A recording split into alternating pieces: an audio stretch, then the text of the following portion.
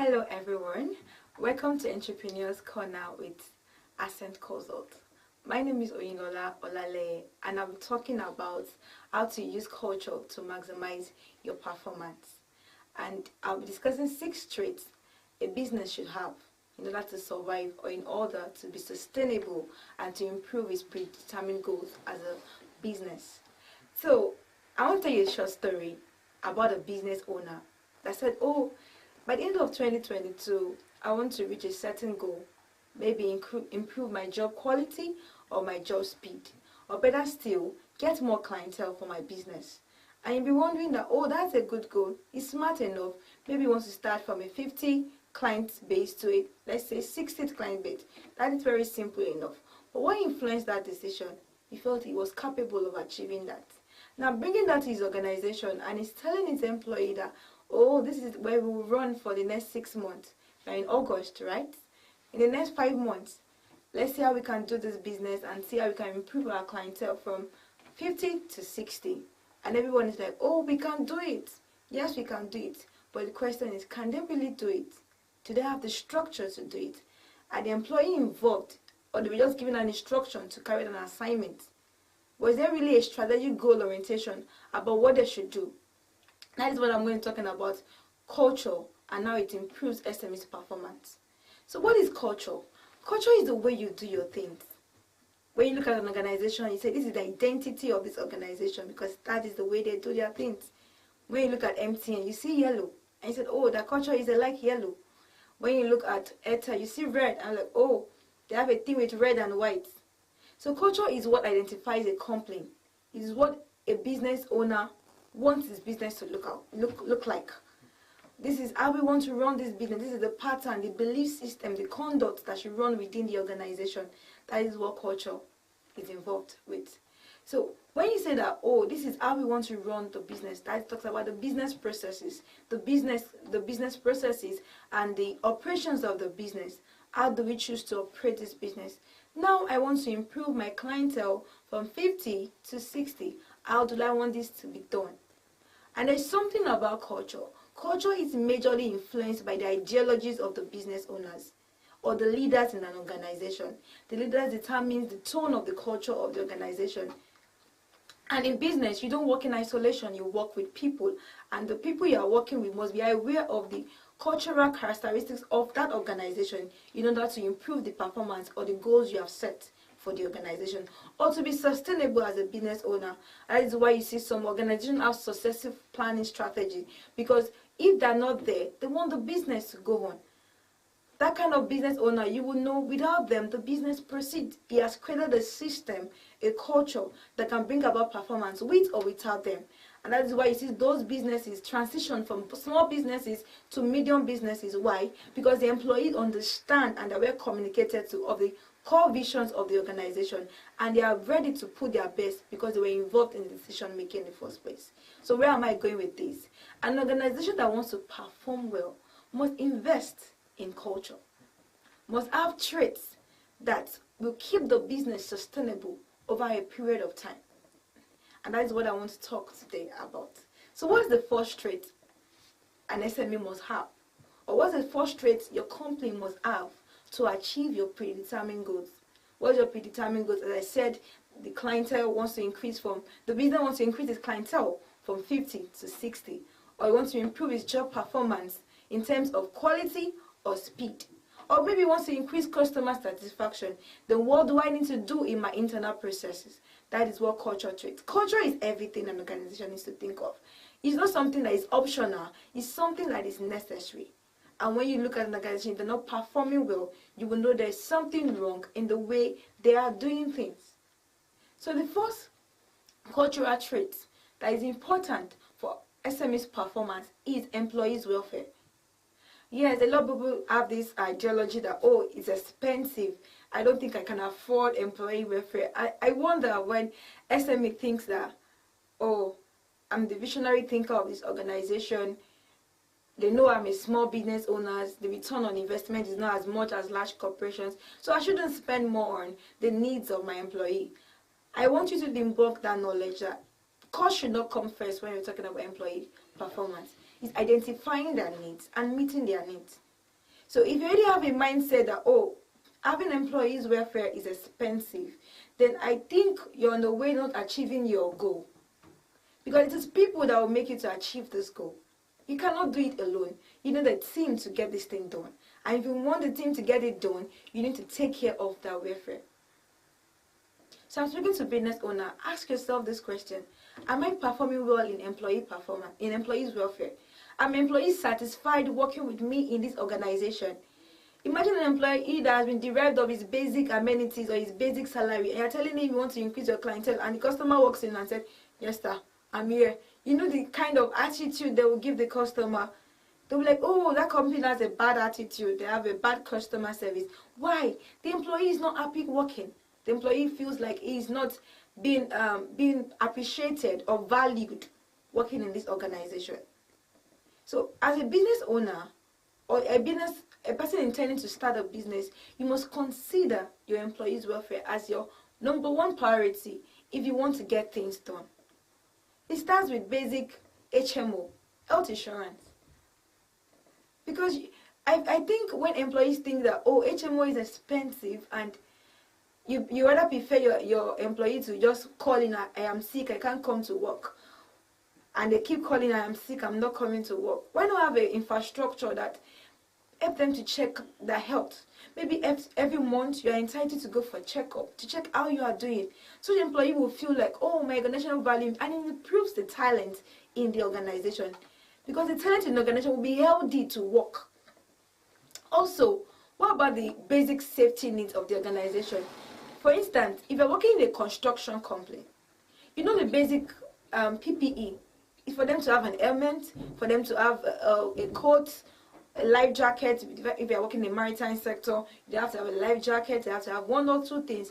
These are basic things you need to cater for. You don't want to expose your staff to hazard in the environment. So employees' welfare is very important for achieving or improving your strategic performance. You cannot play with that. You cannot joke with that. So you have to sit down. How can I make my employee feel among in this organization? How can I make them dedicated to their work? It starts with catering for their needs, identifying their needs. If you see they're sick, try to listen to them. What do they really need at this time? If you understand that, if you're able to identify that the motion of your employee is long. Example of a motion is, imagine your employee works in, a company is located in Aja. An employee works on the mainland. I expect the employee to come in by 7 a.m. That is not visible. I didn't want the employee to achieve that goal. It's not visible. That means you're not even identifying the need that the employee needs to stay close to the organization. So these are basic things you need to pay attention to as a business owner. How can I improve the welfare of my employee? How can I make them feel more valued, more comfortable coming to the organization to help me improve my performance? Secondly, the leadership style. What leadership style are you communicating? Is it autocratic in nature? Is it democratic in nature? Or is it laissez-faire? Or is it a power culture? Is it task culture? Or is it a role culture? Or is it people culture? All these might sound like, oh, a terminology. What it simply means is, how are we communicating in this organization?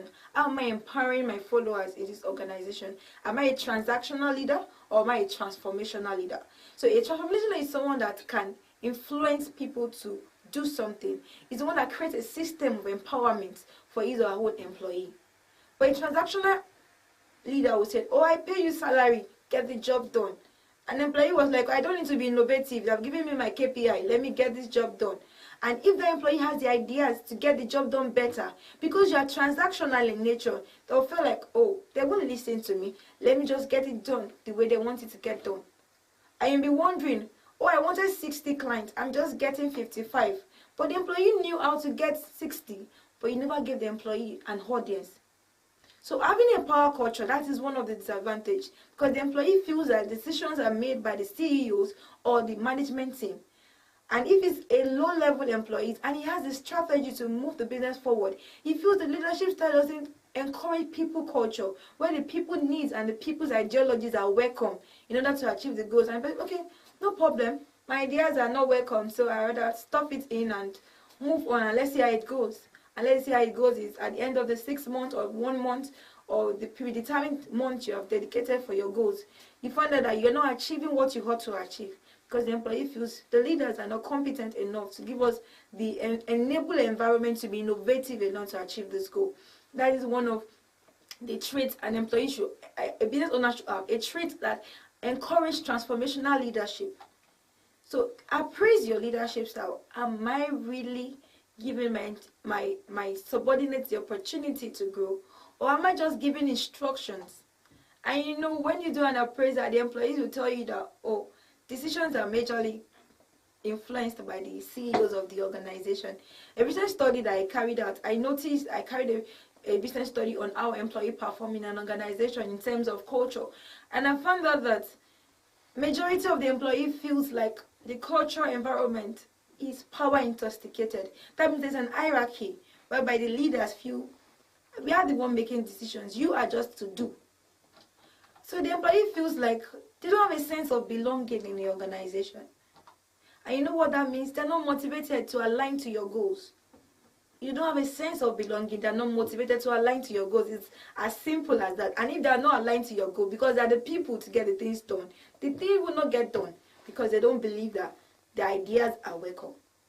So one of the important traits a leader should have is to be a transformational leader. And that is why I'm talking about the cultural traits to improve SME's performance. I discussed earlier on employees' welfare, and I'm discussing on leadership style. The third one I would like to discuss is employees' involvement. You will see a synergy between leadership style and involvement. Are your employees involved in decision making? Are they in that boardroom telling you the grassroots solutions to that problem? Yeah, you might be living in Lekki and you're trying to penetrate an industry that is mushing.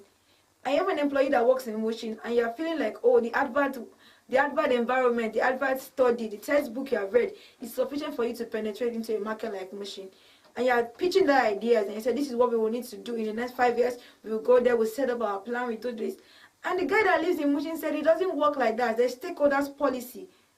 But you were like, oh, yeah, I understand stakeholders policy. It's just to meet with the ballets and some people in the community and start my business. But the guy says, no, it doesn't work like that. It starts from grassroots. But if the guy was not involved in your decision making, how will he tell you that penetrating into Mushin market is grassroots survey? This is the advantage of employees' involvement. And once an employee feels involved in what you are doing, they are going to bless the organization. They are going to give their all because they feel they are part of it. Sense of belonging. They feel this is me. I am finding expression in this company because they welcome my ideas and I'm going to give my all to it. I've seen businesses fail or business is not improving because the employee feels that whatever they say doesn't matter.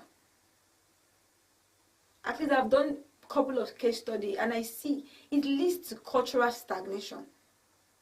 Whereby you keep influencing, you keep bringing up strategies that doesn't work because the employee feels they were not even involved when you were starting the strategy. They were not even involved in the decision making. They are not participatory in anything the organization does. And so I feel like since I'm not involved, whatever they bring to my table, I do it. So cultural trait is very important. So as a business owner, I always advise, if you know you don't have a good cultural trait to lead a company, why not employ someone that can drive the company for you? Why not employ someone that you believe have the charisma to lead the people towards that goals you have set?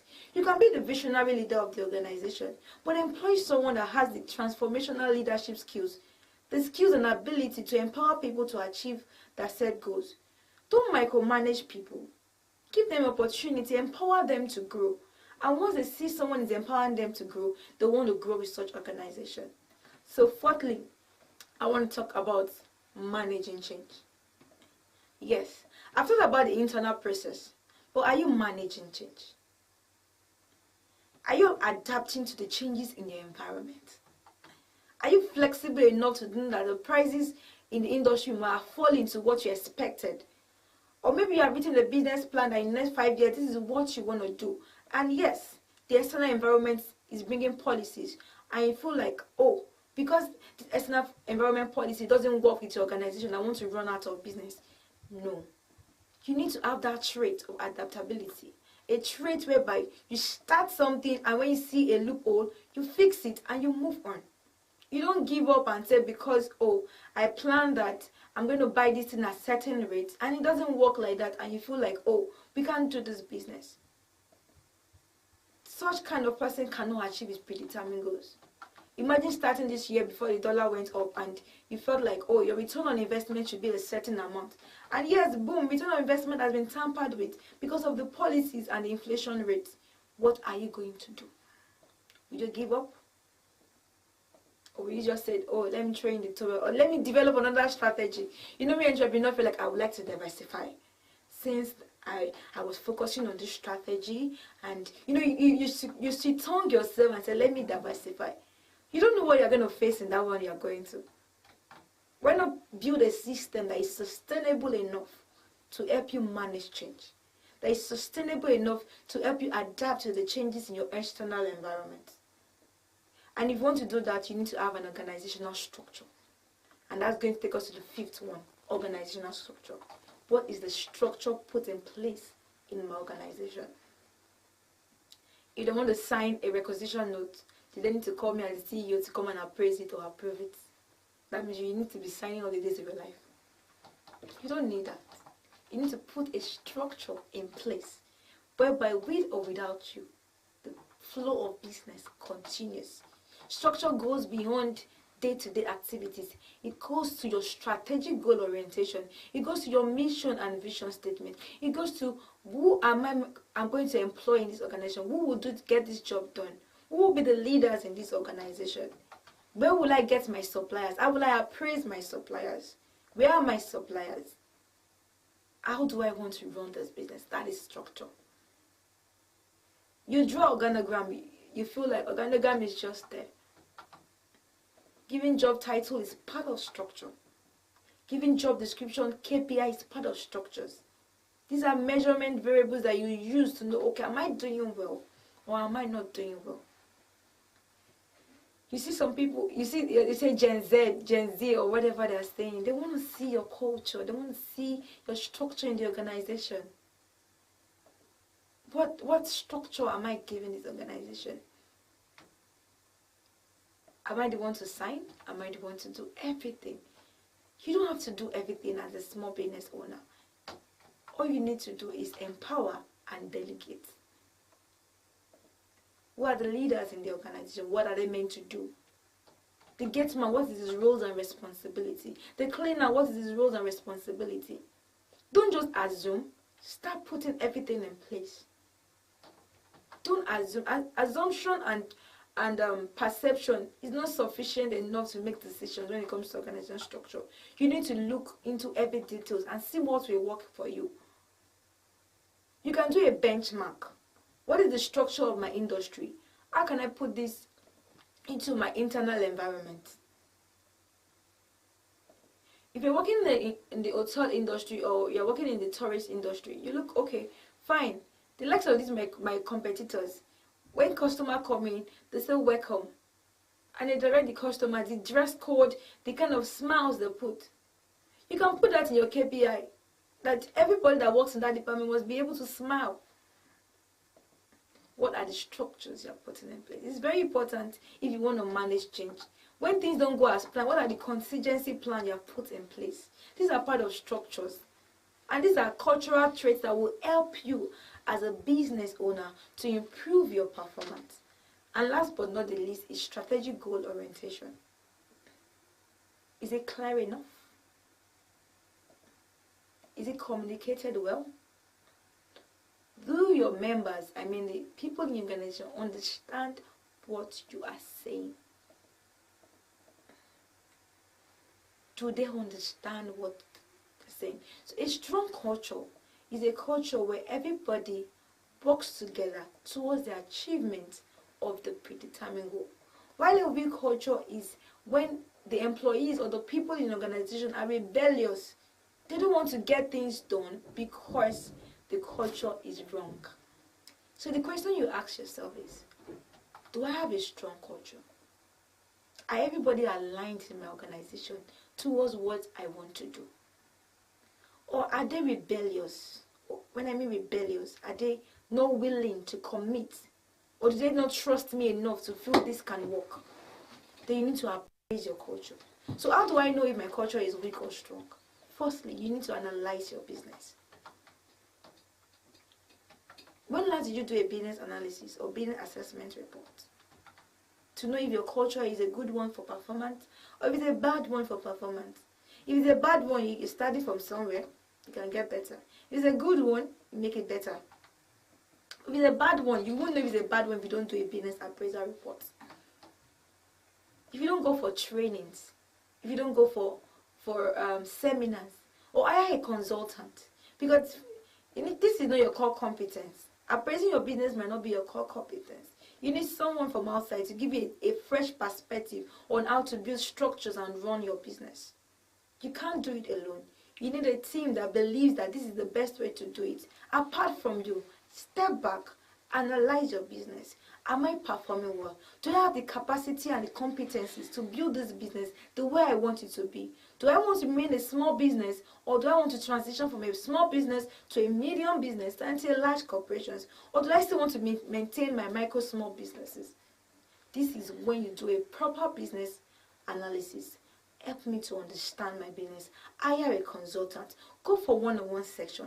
Tell them, I want to analyze my business. What is the health status of my business? What is the cultural framework of my business? Am I the issue of the business? Am I operating as a power culture person? Or are my employees not satisfied with my business? These are questions you need to ask yourself. These are things you need to use to develop your questionnaires. What is your feedback about this business? Something we call performance alignment model. It's a model that helps you to integrate your strategies. So you've developed a strategy. How can I bring integration into the strategy? But you won't know all that if you don't know where you are. Where am I in this business? So when you know where you are, you will identify areas of cultural stagnation. What do I mean by cultural stagnation? It means that all the strategies you have been implementing are not working. That is cultural stagnation. That means all the ideas, all the strategies, or everything you are doing are not working. So that's when you need to sit back and say, why is it not working? And with the traits identify, it can help you to identify where it's not working for you. So the employee is not feeling welcomed, like employee welfare, not being valued, or is it the leadership style I've put in place, or is it the organizational structure? Or is it me not being able to adapt to the changes in my environment? Or not even having a goal or a vision statement? I know a lot of people said, oh, I have a business plan. But what you wrote in that business plan, have you gone back to it and appraised yourself? What I wrote, is it what I'm doing? A lot of business owners, when they want to seek fund, they write business plan. But when they get the fund and begin to run the business, you need to look back to your business plan and say, what I envisioned for this business, am I really doing it? And if you are not doing it, now it's time for you to do the right thing. And how do you know the right thing to do? It's by having a one-on-one section with people, asking people questions, asking the employees in your organization, what do you think about this business? That is what a feedback loops look like. Whereby you do something, you ask them, how am I doing with this business? Give your customers a chance to talk something about your business. Give them questionnaires to fill your business, appraise your business for you. So you'll be able to identify areas of gaps and improve on it. Finally, I want to end with this. When you finally decide on what you want to do next, you've identified your problem and you want to say, okay, I want to do something next. Start with asking yourself this question: do I have the competencies and the ability to go in this new direction? Do I have it? Can I really do this as a business owner? And if the answer is no, it's not a problem. You're being truthful to your business, because this business is what you want to see over time grow and transition to a large corporation. So if you don't have the skills and the competency, you need to employ someone to get the job done. Or you need to have a partner that is competent to get the job done. So I'll conclude with this. Cultural traits is important for small business owners in order to achieve their predetermined goals. And if you want to achieve that goal, you need to appraise your business. And once you appraise your business, check for areas where you need to improve on and get better at doing it. I believe with all what I've said so far, you are able to get one or two places where you can improve your businesses and build the right culture for you to grow your business. Thank you for joining us today at the Entrepreneurs Corners with Asset Consults. And we'll hope to see you next week and have a